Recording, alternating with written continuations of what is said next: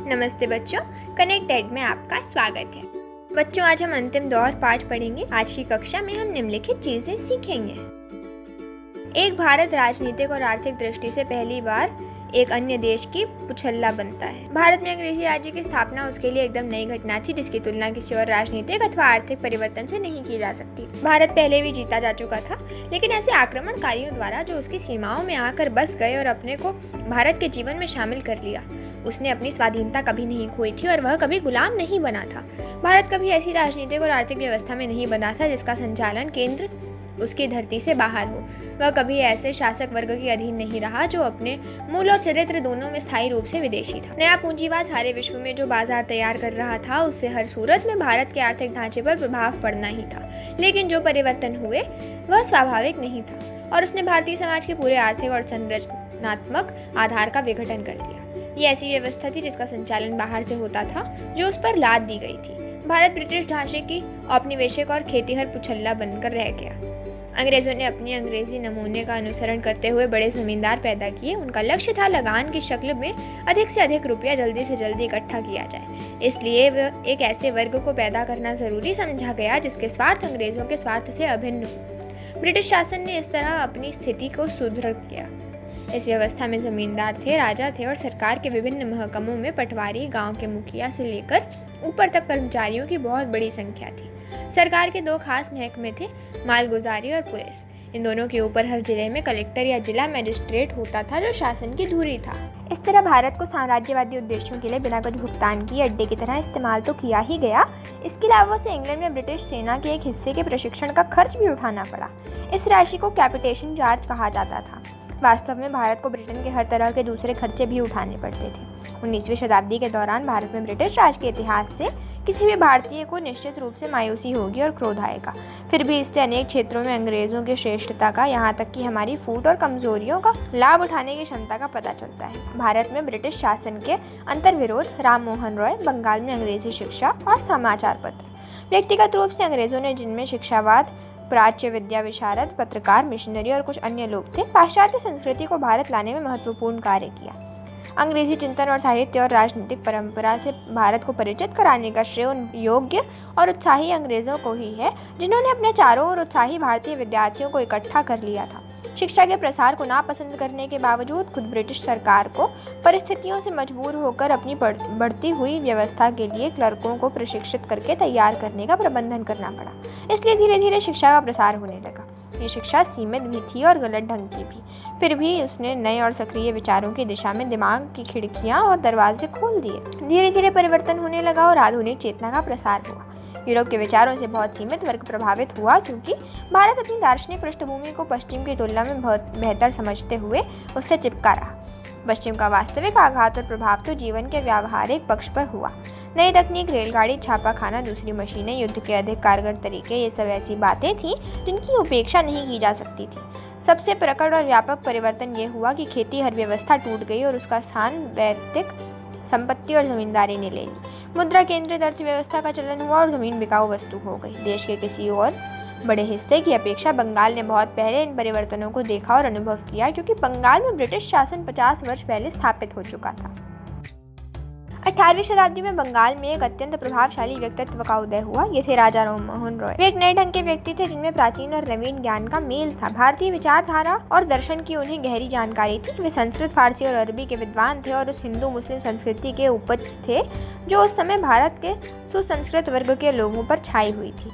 उन्होंने अंग्रेजी और पश्चिम के धर्म और संस्कृति के स्रोतों की खोज के लिए ग्रीक, लातिनी और इब्रानी भाषाएं। पश्चिमी सभ्यता के विज्ञान और तकनीकी पक्षों ने भी उन्हें आकर्षित किया।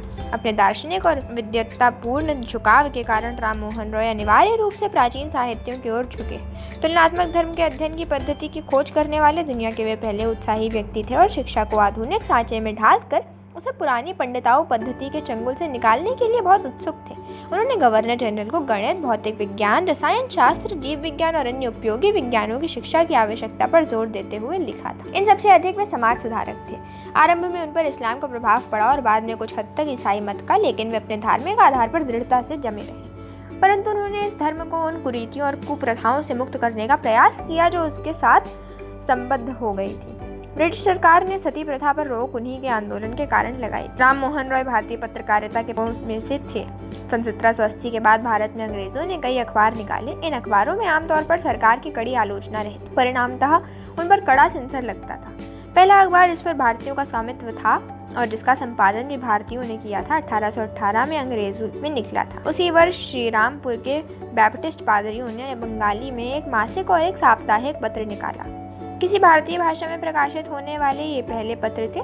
इसके बाद एक के बाद एक अंग्रेजी और भारतीय भाषाओं में कलकत्ता, कोलकाता, मद्रास, चेन्नई और बम्बई, मुंबई से अखबार और पत्रिकाएं बड़ी तेजी से निकलने लगी। राम मोहन रॉय की पत्रकारिता का गहरा संबंध उनके सुधारवादी आंदोलनों से था। उनका सामान्यवादी और विश्वजनीन दृष्टिकोण कट्टर वर्ग के लोगों को नापसंद था और वे उनके बहुत से सुधारों का भी विरोध करते थे। उनके बहुत से समर्थकों में टैगोर परिवार था, जिसने बाद में बंगाल के पुनर्जागरण में महत्वपूर्ण भूमिका निभाई। राम मोहन रॉय दिल्ली सम्राट की ओर से इंग्लैंड गए और 19वीं शताब्दी के आरंभिक वर्षों में ब्रिस्टल में उनकी मृत्यु हो गई। सन 1857 की महान क्रांति, जातीयतावाद। ब्रिटिश शासन के लगभग एक शासन के उपरांत बंगाल ने उससे समझौता कर लिया था। अकाल से नष्ट हुए किसान नए आर्थिक बोझों के तले पिस रहे थे। नया बुद्धिजीवी वर्ग पश्चिम की ओर इस आशा से देख रहा था कि अंग्रेजी उदारता के सहारे से ही प्रगति होगी। लगभग यही स्थिति दक्षिण और पश्चिमी भारत में मद्रास और मुंबई में थी, लेकिन उत्तरी सूबों में ऐसा कोई झुकाव और समझौते की प्रवृत्ति नहीं। विशेष रूप से सामंत सरदारों और उनके अनुयायियों में विद्रोह की चेतना बढ़ रही। सामान्य जनता में भी असंतोष और तीव्र ब्रिटिश विरोधी भावना खूब फैली। मई सन 1857 में मेरठ की भारतीय सेना ने बगावत कर विद्रोह की योजना खुफिया ढंग से बहुत अच्छी तरह बनाई थी, लेकिन नियत समय से पहले ही हुए विस्फोट ने नेताओं की योजना ही बिगाड़। ये केवल सैनिक विद्रोह से कहीं अधिक था। इसका बड़ी तेजी से प्रसार हुआ और इसने जन आंदोलन और भारतीय स्वाधीनता की लड़ाई का रूप लिया। जन आंदोलन के रूप में ये दिल्ली संयुक्त प्रांत, जैसा उन्हें आजकल कहा जाता है, मध्य भारत के कुछ भागों और बिहार तक सीमित। मूलतः ये सामंतीय विस्फोट था, जिसका नेतृत्व सामंत सरदार और उनके अनुयायी कर रहे। व्यापक रूप से फैली विदेशी विरोधी भावना से इसे बल मिल रहा था। इनके लिए मुगल राजवंश के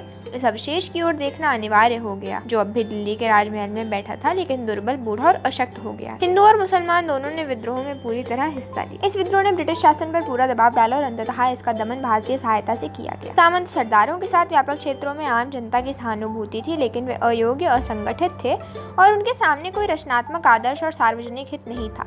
इस विद्रोह से कुछ क्षेत्र छापामार नेता उभर कर आए। इनमें सबसे तेजस्वी थे तात्या तोपे, जिन्होंने कई महीनों तक अंग्रेजों को परेशान किया। आखिर में जब उन्होंने नर्मदा नदी को पार करके मराठा क्षेत्र में इस आशा से प्रवेश किया कि उनके अपने लोग उनकी सहायता और स्वागत करेंगे, तो उनके साथ धोखा हुआ। इन सब के अलावा एक और विशिष्ट नाम जिसे आज भी आम जनता श्रद्धापूर्वक स्मरण करती है, झांसी की रानी लक्ष्मीबाई का है, जो 20 वर्ष की आयु में लड़ते लड़ते मारी गई। जिस अंग्रेज जनरल ने उसका मुकाबला किया, उसी ने उसके बारे में कहा था कि वह विद्रोही नेताओं में सर्वोत्तम और सबसे बहादुर थी। विद्रोह और उसके दमन के बारे में बहुत झूठा और भ्रष्ट इतिहास लिखा गया है। भारतीय उसके बारे में क्या सोचते हैं, ये बात शायद ही किताब के पृष्ठों तक छपकर पहुंच पाई।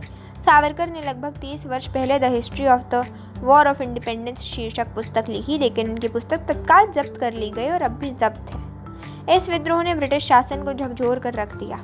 सरकार ने अपने प्रशासन का पुनर्गठन किया। ब्रिटिश पार्लियामेंट ने ईस्ट इंडिया कंपनी से देश को अपने हाथ में ले लिया। जिस भारतीय सेना ने अपने बगावत से विद्रोह की शुरुआत की थी, वह नए सिरे से संगठित हुई। हिंदुओं और मुसलमानों में सुधारवादी और दूसरे आंदोलन, तकनीकी परिवर्तन और उनके परिणामों के द्वारा भारत से पश्चिम की वास्तविक टकराहट 19वीं शताब्दी में हुई थी। विचारों के क्षेत्र में भी परिवर्तन हुआ। पहली प्रतिक्रिया अल्पसंख्यक अंग्रेजी पढ़े लिखे वर्ग तक सीमित थी और उसमें लगभग हर पश्चिमी चीज के प्रति प्रशंसा का भाव था। हिंदू धर्म के कुछ सामाजिक रीति रिवाजों से खिन्न होकर बहुत से हिंदू ईसाई धर्म की ओर आकर्षित हुए और बंगाल में कुछ प्रसिद्ध व्यक्तियों ने भी धर्म परिवर्तन कर लिया। राजा राम मोहन रॉय ने हिंदू ब्रह्म समाज की स्थापना समाज सुधारवादी आधार पर की। उनके बाद केशव चंद्र ने उसे लगभग ईसाई रूप दे दिया। बंगाल के उभरते हुए मध्य वर्ग पर ब्रह्म समाज का प्रभाव पड़ा, लेकिन धार्मिक आस्था के रूप में वह बहुत कम लोगों तक सीमित रहा। भारत में अन्य स्थानों पर भी ऐसी ही प्रवृत्तियां काम कर रही थीं और हिंदू धर्म के कठोर सामाजिक ढांचे के विरुद्ध असंतोष उभर रहा था।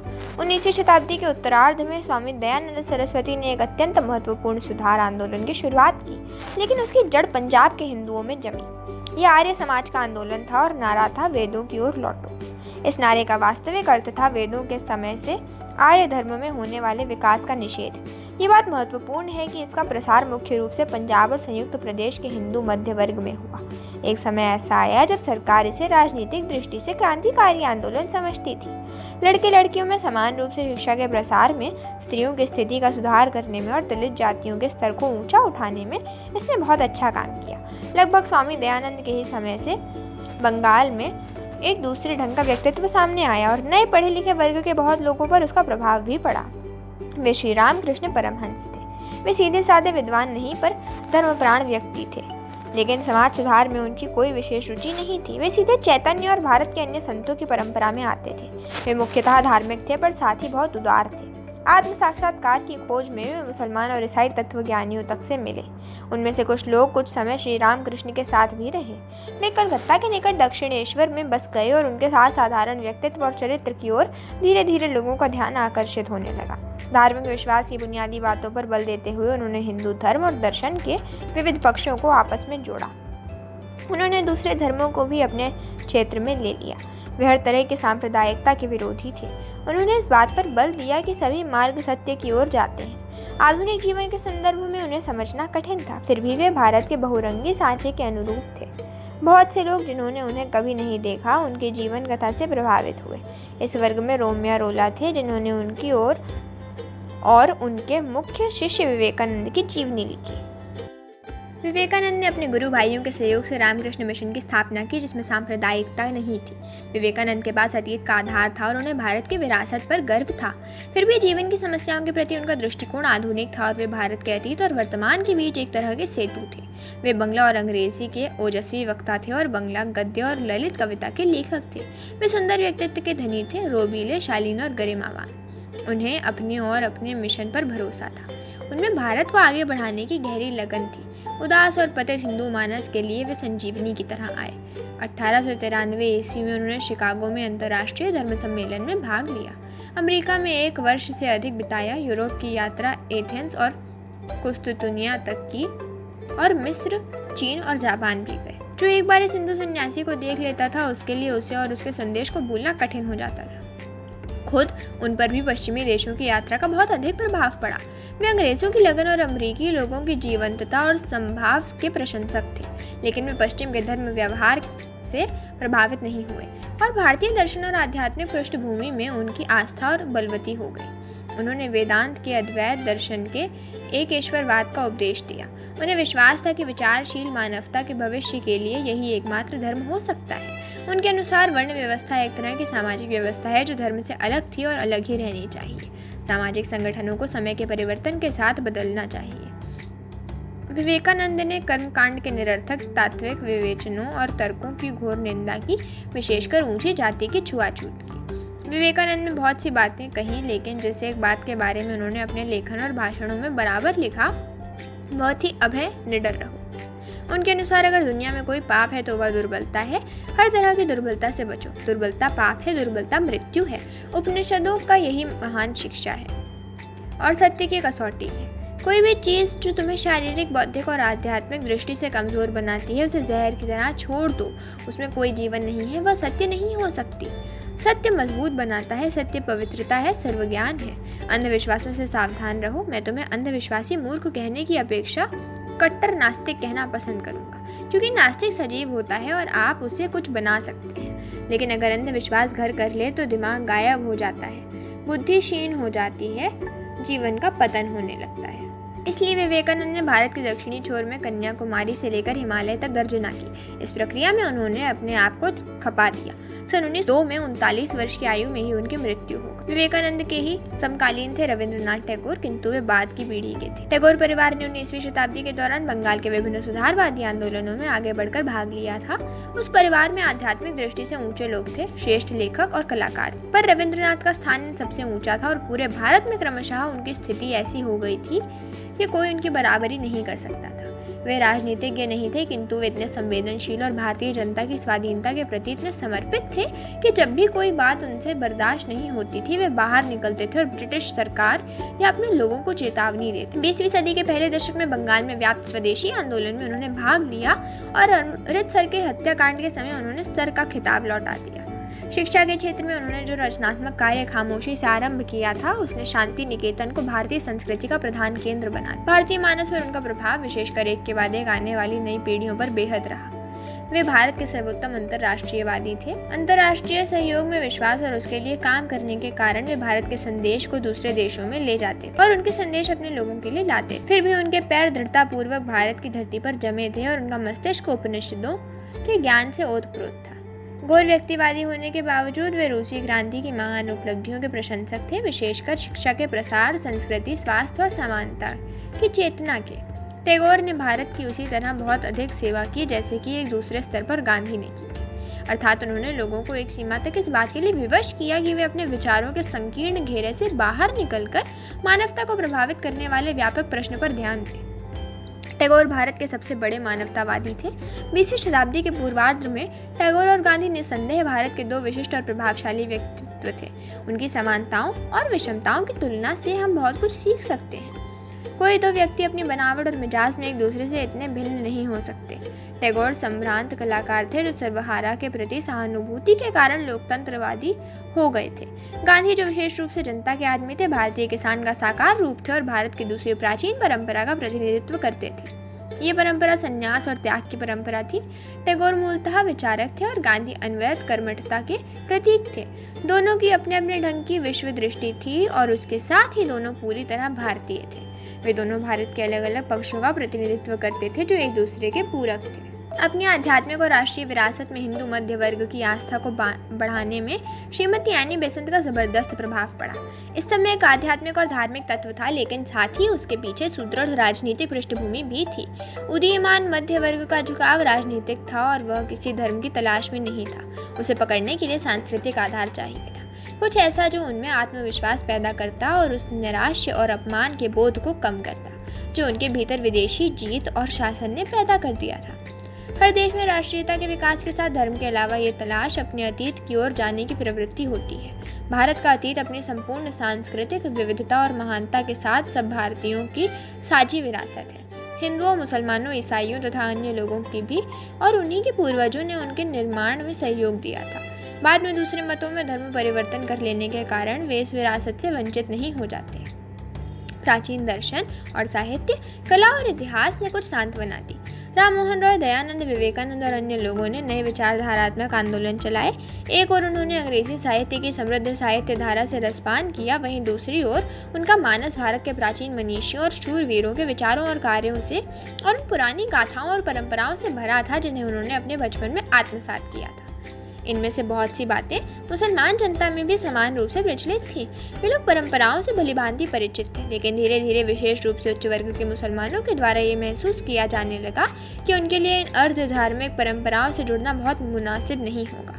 इन परंपराओं को बढ़ावा देना इस्लाम की भावना के विरुद्ध होगा। उन्होंने अपनी कौमी बुनियाद दूसरी जगह तलाश की। कुछ हद तक उन्होंने उसे भारत के अफगान और मुगल युग में पाया, लेकिन उससे खाली जगह पूरी तरह नहीं भर पाई। गदर के बाद भारत के मुसलमान इस असमंजस में थे कि वे किस ओर मुड़े। ब्रिटिश सरकार ने जानबूझकर हिंदुओं की तुलना में उनका दमन नहीं कहीं अधिक किया और इस दमन का प्रभाव विशेष रूप से उन मुसलमानों पर पड़ा जिनसे नया मध्य वर्ग या बुर्जुआ वर्ग पैदा होता है। सन 1870 के बाद उनके प्रति ब्रिटिश नीति में धीरे धीरे परिवर्तन हुआ और वह उनके अधिक अनुकूल हो गई। इस परिवर्तन का विशेष कारण ब्रिटिश सरकार की संतुलन की नीति थी। फिर भी इस प्रक्रिया में सर सैयद अहमद खान की महत्वपूर्ण भूमिका रही। उन्हें इस बात का भरोसा था कि वे ब्रिटिश सत्ता से सहयोग करके ही मुसलमानों को ऊपर उठा सकते हैं। वे इस बात के लिए बहुत उत्सुक थे कि ये लोग अंग्रेजी शिक्षा को स्वीकार कर लें। उन्होंने यूरोपीय सभ्यता को जिस रूप में देखा था उनका उन पर गहरा प्रभाव था। वास्तव में यूरोप से लिखे उनके कुछ पत्रों से जाहिर होता है कि वे इतने चकाचौंध थे कि उनका संतुलन डगमगा सा गया था। सर सैयद उत्साही सुधारक थे और वे आधुनिक वैज्ञानिक विचारों के साथ इस्लाम का मेल बैठाना चाहते थे। वे नए ढंग की शिक्षा को बढ़ावा देना चाहते थे। राष्ट्रीय आंदोलन के आरंभ से वे भयभीत हुए क्योंकि उनका विचार था कि ब्रिटिश अधिकारियों का किसी भी तरह का विरोध करने के कारण उन्हें अपने शैक्षिक कार्यक्रम में उनकी सहायता नहीं मिलेगी। उन्हें यह सहायता जरूरी मालूम होती थी, इसलिए उन्होंने मुसलमानों में ब्रिटिश विरोधी भावना को कम करने की कोशिश की और उन्हें नेशनल कांग्रेस से, जो उस समय आकार ले रही थी, हटाने की कोशिश की। उन्होंने जिस अलीगढ़ कॉलेज की स्थापना की उसका एक घोषित उद्देश्य था भारत के मुसलमानों को ब्रिटिश ताज की योग्य और उपयोगी प्रजा बनाना। वे नेशनल कांग्रेस का विरोध इसलिए नहीं करते थे कि वे उसे विशेष रूप से हिंदू संगठन समझते थे। उन्होंने इसका विरोध इसलिए किया क्योंकि वे अंग्रेज़ों की सहायता और सहयोग चाहते थे। उन्होंने ये दिखाने की कोशिश की कि कुल मिलाकर मुसलमानों ने गदर में हिस्सा नहीं लिया और वे ब्रिटिश सत्ता के प्रति वफादार रहे। वे किसी रूप में हिंदू विरोधी या सांप्रदायिक दृष्टि से अलगाववादी नहीं थे। उन्होंने कहा, याद रखो, हिंदू और मुसलमान ये शब्द सिर्फ धार्मिक अंतर बताते हैं, वरना सब लोग, चाहे वे हिंदू हो या मुसलमान, यहाँ तक कि ईसाई भी जो इस देश में रहते हैं, इस दृष्टि से सब एक ही राष्ट्र के लोग। सर सैयद अहमद खान का प्रभाव मुसलमानों में उच्च वर्ग के कुछ लोगों तक ही सीमित था। उन्होंने शहरी या देहाती आम जनता से संपर्क नहीं किया। सर सैयद के कई योग्य और उल्लेखनीय सहयोगी थे। सर सैयद अहमद अपने प्रयत्न में इतनी दूर तक सफल हुए कि मुसलमानों में अंग्रेजी शिक्षा आरंभ हो गई और उनका दिमाग राजनीतिक आंदोलन से हट गया। एक मुस्लिम एजुकेशनल कॉन्फ्रेंस शुरू की गई और उसके नौकरियों और दूसरे पेशों में उभरते हुए मध्य वर्ग के मुसलमानों को आकर्षित। ये बात ध्यान देने की है कि गदर के बाद के समय में भारतीय मुसलमानों में जितने विशिष्ट लोग थे, जिनमें सर सैयद भी शामिल हैं, सभी ने पुरानी परंपरागत शिक्षा पाई थी। हाँ, उनमें से कुछ लोगों ने बाद में अंग्रेजी का ज्ञान हासिल कर लिया। नई पश्चिमी शिक्षा ने तब भी उनके बीच कोई उल्लेखनीय व्यक्तित्व पैदा नहीं किया। वर्ष 1912 भारत में मुस्लिम दिमाग के विकास की दृष्टि से उल्लेखनीय है। उस साल 2 नए साप्ताहिक निकलने शुरू हुए, उर्दू में अल हिलाल और अंग्रेजी में द कॉमरेड। अल हिलाल का आरंभ अबुल कलाम आज़ाद कांग्रेस के वर्तमान सभापति ने किया। ये 24 वर्ष के प्रतिभाशाली नवयुवक थे जो 15 से 20 वर्ष की आयु में ही अपने अरबी और फारसी के ज्ञान और गहन अध्ययन के लिए प्रसिद्ध हो गए थे। इसके साथ उन्होंने बाहर की इस्लामी दुनिया के बारे में जानकारी हासिल की और उन सुधारवादी आंदोलनों के बारे में भी जो वहाँ चल रहे थे। उन्होंने धर्म ग्रंथों की व्याख्या बुद्धिवादी दृष्टिकोण से की। वे इस्लामी देशों में किसी भी अन्य भारतीय मुसलमान की अपेक्षा अधिक प्रसिद्ध हुए। उनका दृष्टिकोण अधिक उदार और तर्कसंगत था। इस कारण वे पुराने नेताओं के सामंती, संकीर्ण धार्मिकता और अलगाववादी दृष्टिकोण से दूर थे। अपने इसी दृष्टिकोण के कारण वे अनिवार्य रूप से भारतीय राष्ट्रवादी थे। आज़ाद की शैली में उत्तेजना और तेजस्विता थी कि कभी कभी वह फारसी पृष्ठभूमि के कारण कुछ कठिन प्रतीत होती थी। नए विचारों के लिए उन्होंने नई शब्दावली का प्रयोग किया और उर्दू भाषा जैसी आज है उसे रूप देने में उनका निश्चित योगदान था। उनमें मध्य युगीन पंडिताउपन, 18वीं शताब्दी की तार्किकता और आधुनिक दृष्टिकोण का विचित्र मेल था।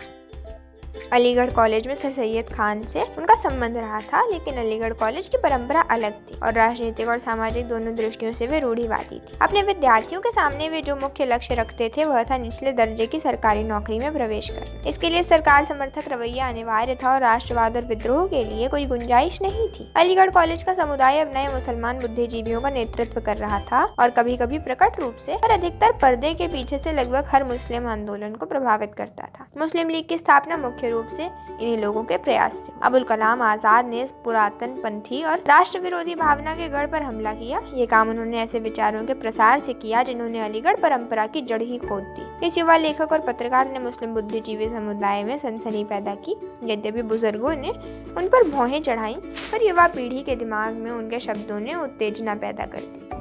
तिलक और गोखले। नेशनल कांग्रेस जिसकी स्थापना सन 1885 में हुई, जब ब्रॉड हुई तो एक नए ढंग का नेतृत्व सामने आया। ये लोग अधिक आक्रामक और अवज्ञाकारी थे और बड़ी संख्या में निम्न मध्य वर्ग, विद्यार्थी और युवा लोगों के प्रतिनिधि थे। बंगाल विभाजन के विरोध में जो शक्तिशाली आंदोलन हुआ था उसमें इस प्रकार के कई योग्य और ओजस्वी नेता उभर कर आए, लेकिन इसके सच्चे प्रतीक महाराष्ट्र के बाल गंगाधर तिलक थे। पुराने नेतृत्व के प्रतिनिधि भी कम उम्र के मराठा सज्जन गोपाल कृष्ण गोखले। क्रांतिकारी नारी हवा में गूंज रहे थे और संघर्ष अनिवार्य था। इस संघर्ष को बचाने के लिए कांग्रेस के बुजुर्ग नेता दादा भाई नौरोजी, जिन्हें राष्ट्रपिता समझा जाता था, अपने अवकाश प्राप्त जीवन से वापस लाए गए। बचाव थोड़े ही दिन के लिए हुआ और 1907 में संघर्ष फिर हुआ, जिसमें पुराने उदार दल की जीत हुई। पर इसमें संदेह नहीं कि राजनीतिक दृष्टि से सजग भारत की बहुसंख्यक जनता तिलक और उनके समुदाय के पक्ष में थी। कांग्रेस का महत्व काफी कुछ घट गया था और बंगाल में हिंसक गतिविधियां सामने आ रही थी। हम इस पाठ में आए कुछ नए शब्द सीखेंगे।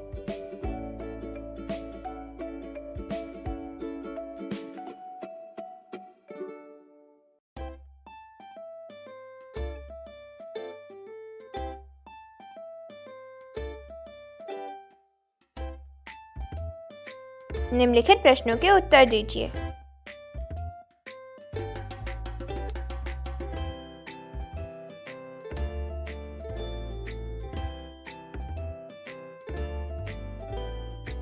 ये रहे उन प्रश्नों के जवाब।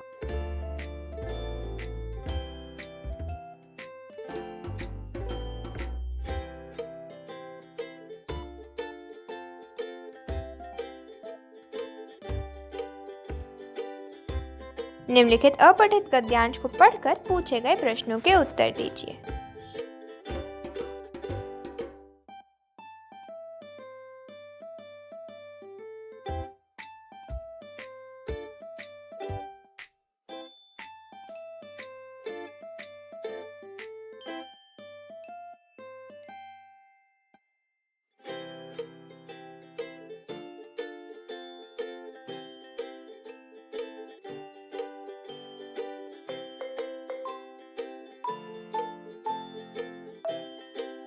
तो बच्चों जवाब कुछ इस प्रकार है।